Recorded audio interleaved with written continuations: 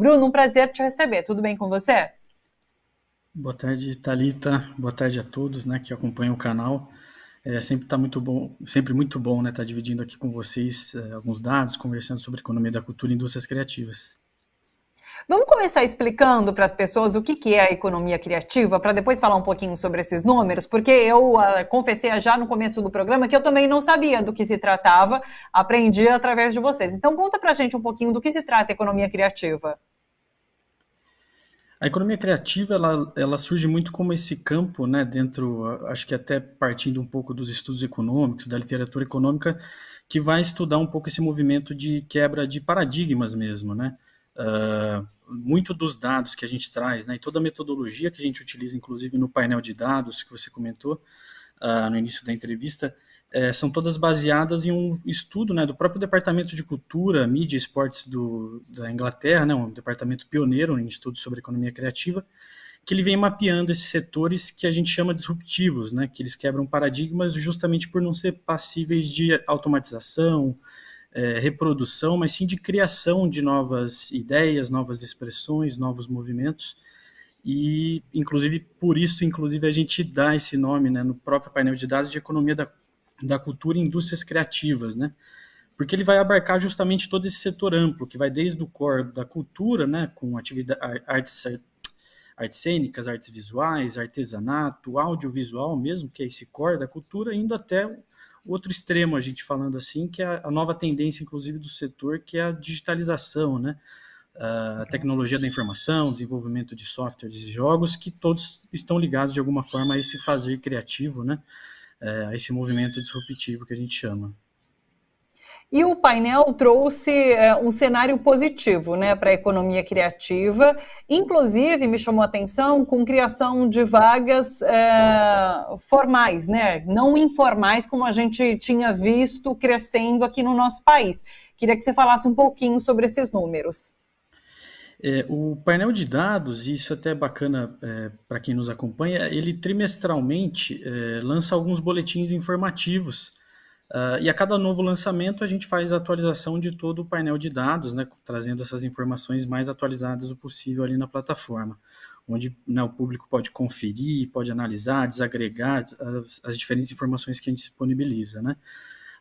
Nesse último trimestre, e mais uma vez, a gente utiliza bases de dados ali públicas, né, a própria PNAD, né, a pesquisa domiciliar amostral publicada pelo IBGE, que é publicada trimestralmente, por isso a cada trimestre a gente faz essa atualização. Nesse último trimestre, né, no comparativo com o primeiro trimestre de 2022, então no tempo aí de um ano, houve essa criação que você comentou, né, de mais de 123 mil postos de trabalho, né, um crescimento de aproximadamente 2%, muito em linha também com o crescimento dos postos de trabalho na economia como um todo, né, em torno de 3% para a economia brasileira.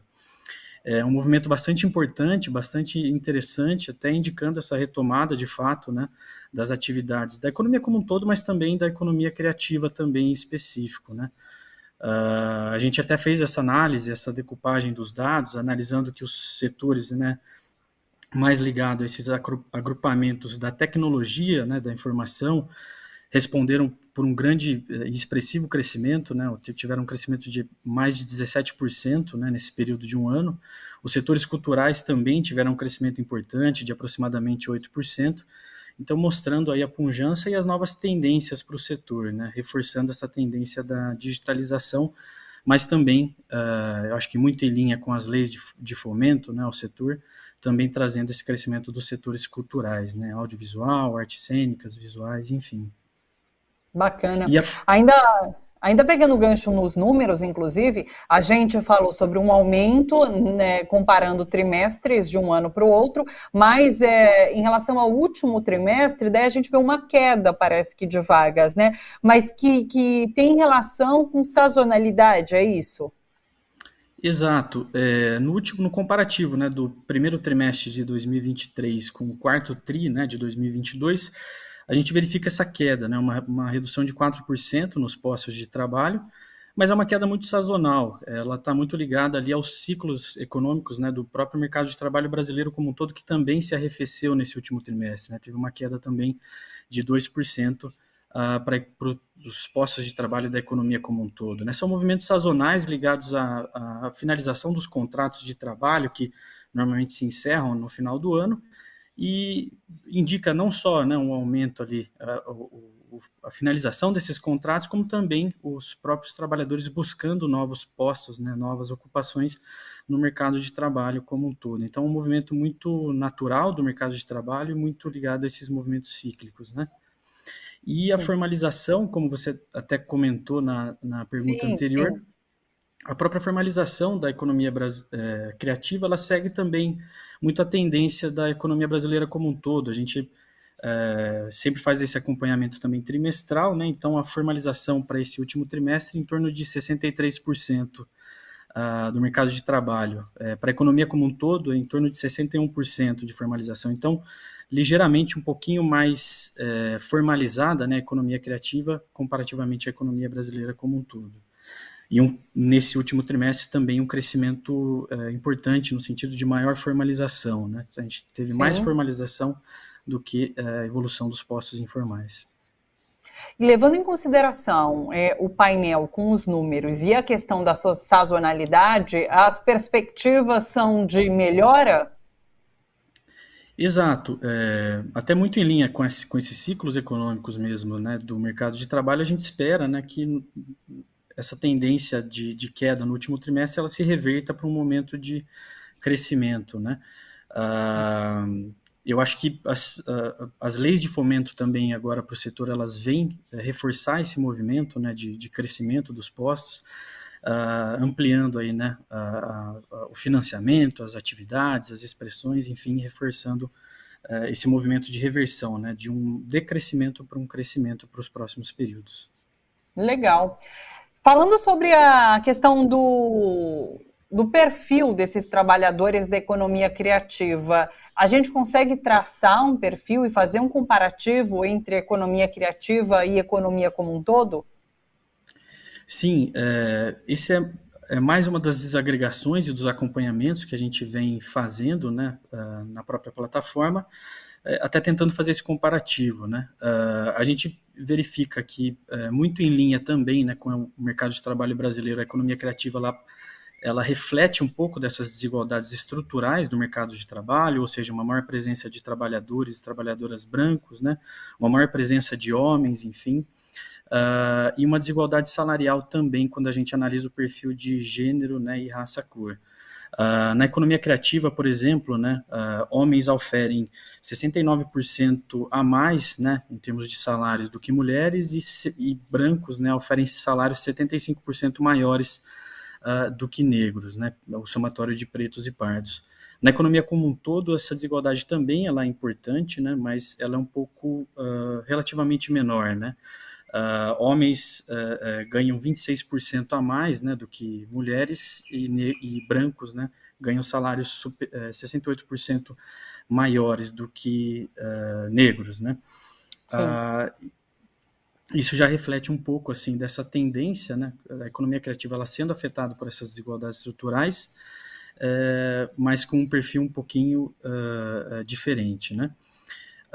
Isso até é bacana para a gente analisar, porque a gente faz essa mesma análise setor a setor, né, e essa é uma das funcionalidades que a gente tenta manter bastante viva no painel de dados, para inclusive fomentar políticas públicas, inclusive para categorias, né, específicas desse setor tão amplo, né, que é a economia da cultura e indústrias criativas.